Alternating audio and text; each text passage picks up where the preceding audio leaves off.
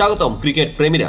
আজকের ভিডিওতে আমরা আলোচনা করব নিজেদের দিনে বাংলাদেশ যে কোনো দলকে হারাতে পারে এমন কত শক্তিশালী সমীকরণ যেখানে নিউজিল্যান্ডও ভাবছে কতই হালকাভাবে নিচ্ছি আমরা। বাংলাদেশের চ্যাম্পিয়ন্স ট্রফির সেমিফাইনালের লক্ষ্যে এই ম্যাচে জয় ছাড়া আর কোনো বিকল্প নেই। এই ভিডিওতে থাকছে ম্যাচের প্রেক্ষাপট, টেকটিক্যাল বিশ্লেষণ, তুলনামূলক দৃষ্টিভঙ্গি এবং এমন কিছু হাস্যরস যা আপনাদের মনে করে দেবে এটা কি মিস করা যায়। চলুন শুরু করি। বর্তমানে চ্যাম্পিয়ন্স ট্রফির এই আসরে নিউজিল্যান্ড স্বাগতিক পাকিস্তানকে হারিয়ে সেমিফাইনালের এক পা ছুঁয়ে দাঁড়িয়েছে। তবে এই সেমিফাইনালের দরজায় ঢোকার শর্ত মাত্র একটাই, বাংলাদেশকে হারাতে হবে। বাংলাদেশের সঙ্গে নিউজিল্যান্ডের ইতিহাসে মধুর স্মৃতি রয়ে গেছে। স্মরণীয় সেই ম্যাচ যেখানে সাকিব আল হাসান ও মাহমুদুল্লাহ রিয়াদের জোড়ায় টাইগাররা মাত্র 33 রানে 4 উইকেটে নতুন ইতিহাস লিখেছিল।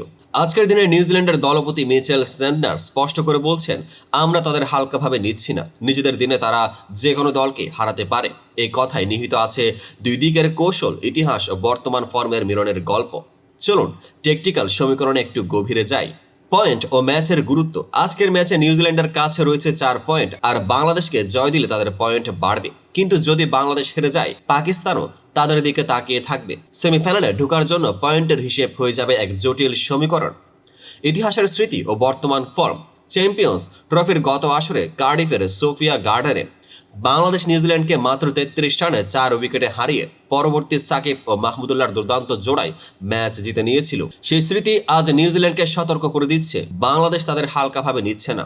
স্পিন ও পেসের দ্বৈত আক্রমণ। এশিয়ার বাইরে টাইগারদের শক্তির অন্যতম কারণ ছিল স্পিন। তবে সাম্প্রতিক কালে বাংলাদেশের ফাস্ট বোলারদের উত্থান ঘটেছে।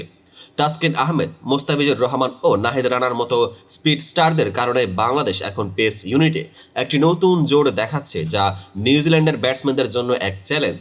সাকিবের অনুপস্থিতি ও বিকল্প পরিকল্পনা।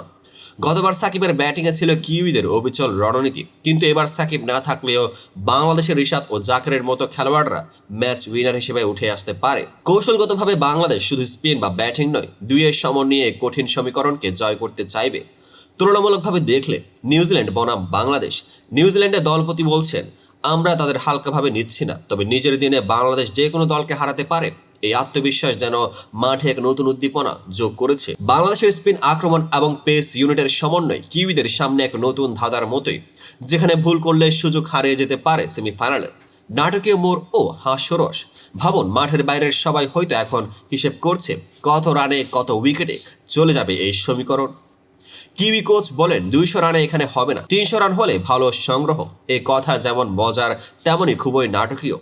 যদি বাংলাদেশ আজকের ম্যাচে জয় করে তাহলে সেই স্মৃতির পুনরাবৃত্তি হয়ে যাবে, আর যদি না করে কিউইদের সামনে ইতিহাসের এক নতুন পাতা খুলে যাবে, যেখানে পয়েন্টের সমীকরণ থেকে টিমের জয় হওয়ার সম্ভাবনা ধোঁয়ায় মিলিয়ে যাবে। সারাংশে, বাংলাদেশের সামনে রয়েছে এক কঠিন কিন্তু আত্মবিশ্বাসে ভরা সমীকরণ। আজকের ম্যাচে জয় মানে শুধু পয়েন্ট নয়, তা হলো আত্মবিশ্বাস ও ইতিহাসের পুনর্লিখন। আপনারা কি মনে করেন এই সমীকরণ থেকে বাংলাদেশ কি তাদের শক্তি ও কৌশলে জয়ী হতে পারবে? আপনার মূল্যবান মন্তব্য জানাতে কমেন্টে লিখুন। ভিডিওটি লাইক ও শেয়ার করতে ভুলবেন না এবং সাবস্ক্রাইব